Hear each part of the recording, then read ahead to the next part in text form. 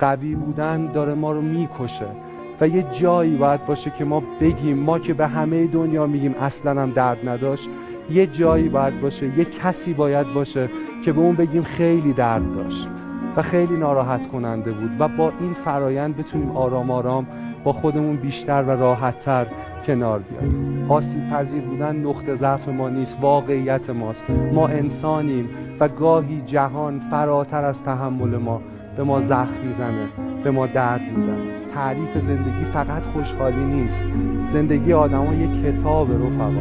بعضی فصلاش خیلی غمگینن و من میگم نباید اون صفحه‌ها رو پاره کرد، چون اون زخمام هویت ما، چون ما اونیم، چون ما همه فصل‌های کتابیم، فصل‌های رنگین، فصل‌های شاد و فصل‌های غمگین، فصل‌هایی که از اشک ما خیس شده کاغذش. همه کتاب زندگی رو و تمامیت زندگی رو باید به رسمیت شناخت.